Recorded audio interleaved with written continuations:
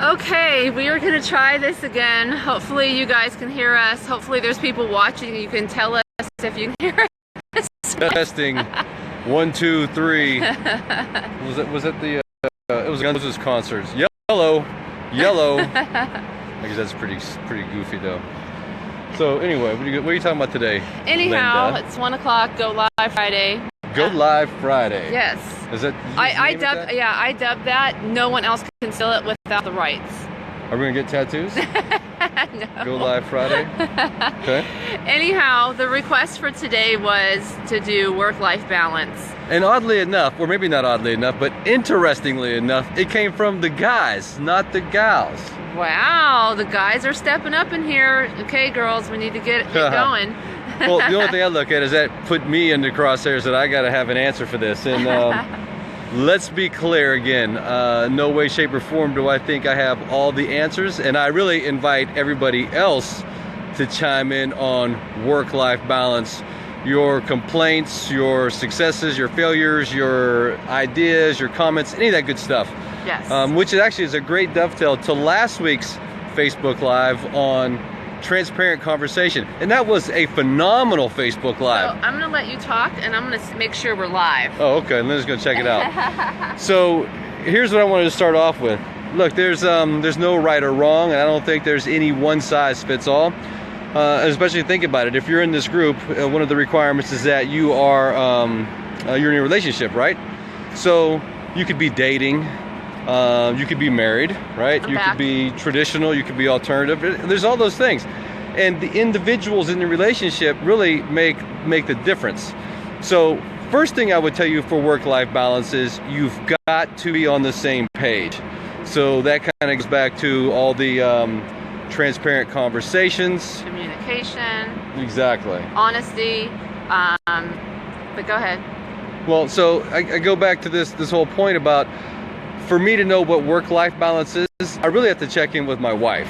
And for her to know what work-life balance is, she needs to check in with me. Only because of this, right? Everything's different.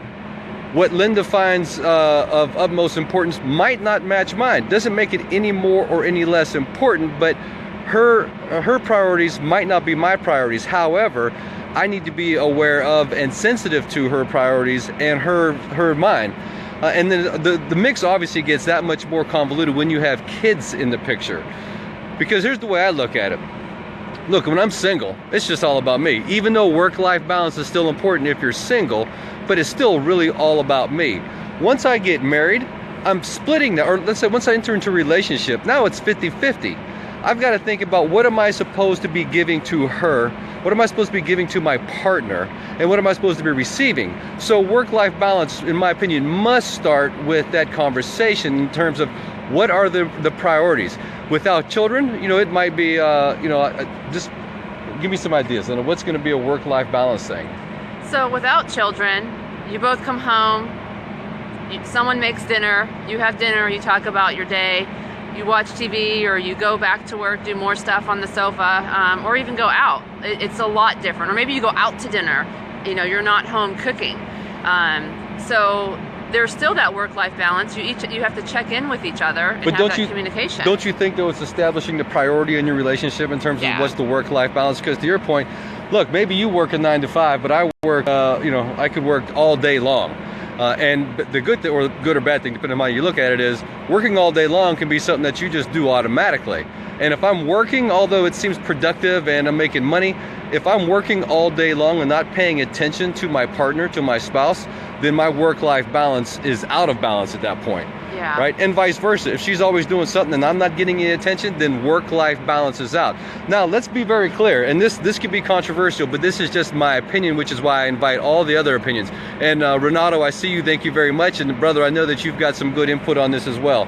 So here's what I come down to. Work-life balance, in essence, means that I'm going to have to give up some of the things that maybe I want to do, because I'm exchanging them for some of the things that she wants to do. Doesn't mean I'm giving up everything, but the way I look at it is, once I brought a partner in, once I bring kids in, I must give them attention to the extent where maybe I give up some of the things I want to do. And I know maybe some of you don't agree with it, and that's okay, that's fine. This is just the way that I looked at it. was that for me to have work-life balance, I assess all the things that I find that I want to do, but I also assess the things that Linda wants to do. And when you've got kids, they're mandatory things that you've got to look at with them. I say, yeah, the things that need to be done at the end of the day.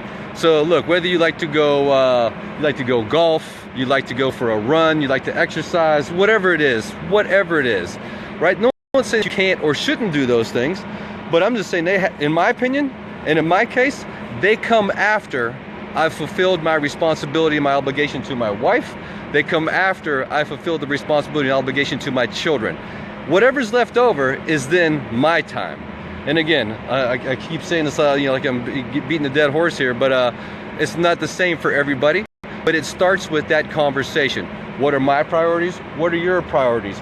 Where do we meet in the middle? What do you have to sacrifice? What do I have to sacrifice? What do we have to give up? What needs to get done? Exactly. In that, even though maybe you have to give up on something, the balance established between you and your spouse make the partnership that much stronger. And the other thing is, it's not a one and done. Yeah, your priorities today won't be the same priorities next year, or maybe not even the same priorities tomorrow. Things change in the blink of an eye, and you've got to be ready for that, right? And so, gentlemen, the guys who are asking about work-life balance, while it's a real thing, there is no one-size-fits-all, and it's going to require, in my opinion, some conversation, some cooperation, and probably you're going to have to give up on some things. But here's the nice thing: having been together going on 26 years of marriage and 30 years together, and the kids are out of the house, a lot of that stuff comes back. So things that I know that we couldn't have done when we had little ones running around because of time and finances and other stuff, now suddenly are in full bloom for us, and we can revisit those things. So, work-life balance will manifest itself when you pay attention to each other and you know what's important in your relationships. Yeah, and I go back to the whole communication that we talked about last week, but I mean, there needs to be communication without attitude. So I could definitely see, so when we both worked outside of the home, now we work together and our kids are gone, but when we worked outside of the home and, we had kids, we had homework, we had home stuff to do, we had couple stuff to do, I could see how easy it was to have an attitude. Well, you can't just go sit on the sofa, or you can't just do that. Like, there needs to be that communication without the attitude. So it's a partnership, whether you're dating or married. It's a partnership, and it's 100-100, not 50-50. Not 50-50. So, the sacrifices that are made between the two of you are real, and you need to discuss that. You need to discuss feelings and behaviors, and just be open and honest. And I know in some relationships that doesn't come easy, or there's fear, or there's other stuff. There needs to be that communication so you can be on the same page. And really, there's so much with work-life balance. You have work, you have relationships, you have maybe shopping for groceries, you have working out, you have homework, and maybe you're in school yourself and you have kids. I mean, there's all that. We've actually dealt with all that. Done all that. I mean, evening school. So by the time he got home at 10, 11 o'clock at night, of course the kids were in bed and I was exhausted. So But stop for a second, because look, I didn't just wake up one morning and go sign up for adult school and then tell my wife, hey, good luck. That was a conversation we had for months and months and months before we pulled the trigger. And I'm telling you, that's what the commitment looks like for anything that you're going to do for work-life balance. Have that conversation. Yes. So we invite comments and feedback. But hold on, we're not done, because you also got to tie this connection. You got to tie this back to what's it called, Linda? The pillars, right? Travel, work out, eat great food, and have fun. I'm all over the place now. Where are you at? You gotta get back in the I'm making screen. sure that we're live. So go ahead. So again, if you're going to talk about this, how do you tie work-life balance back into traveling, working out, or traveling, eating while working out, having fun? So all of them apply. Date nights, again, and traveling could be going down the street to your favorite restaurant, or the movies, or for a walk. You're at least traveling, but that also encompasses working out. I think, you have to balance all of that, because really it's all about your relationship. Look, in my opinion, if you want to do any of those well and have excitement and fun in it, it's got to be planned and talked about. There's nothing wrong with being spontaneous, right? As long as you two have talked about the importance of spontaneity in your relationship, right? So it might be phenomenal for me to say book tickets on a Thursday for an immediate getaway Friday night. But if Linda had plans and I blew up her plans because of my selfishness and not check in with her, that could be an issue.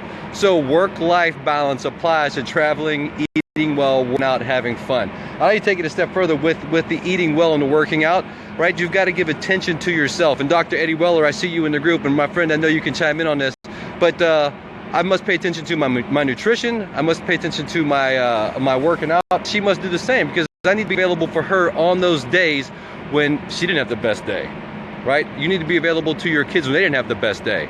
So, I've got a hobby. I want to go out and spend 3 or 4 hours doing that thing. But if she's not right, maybe I got to forgo my hobby. If my kids are sick, if something happens to my kids, maybe I got to let that thing go and go deal with that. But then if it's, if everything's lined up and Linda knows that my hobby is important to me or is interesting to me, and we've made time and deliberately, intentionally set aside that opportunity, then by all means, go and do it. Establishing work-life balance is based on the communication between you two. And we can't, as women, just because he's going out and having fun with his hobby, we can't have animosity towards him because of that. Well, he gets to do it. Well, why don't I get to do it? I want to go out with my friends. So, there needs to be those discussions. For us, as most of you know, we do everything together. So, we rarely do things apart, or when we do, it's with you guys. Exactly. It's the FLC community. So I think we've pontificated long enough. Again, there's no right or wrong answers, and we invite input from everybody, especially Renato and Eddie. Since I see you here, I expect to see some comments from you guys. Hey, and we also want to know what the other topics are that you're interested in. Yeah, and we want to know your feedback on this particular topic. And if we miss something and you have a specific question, maybe you don't want to post it in the group, message us and we'd be happy to talk one-on-one with you and answer that question. And keep in mind, you might have that one nugget that someone else, maybe me, could change my entire perspective and make improvements. So don't be selfish. Share. So again, number one is communication in anything you do, even work-life balance. It's close to New Year's, so we wish you all a happy New Year's. Be safe, be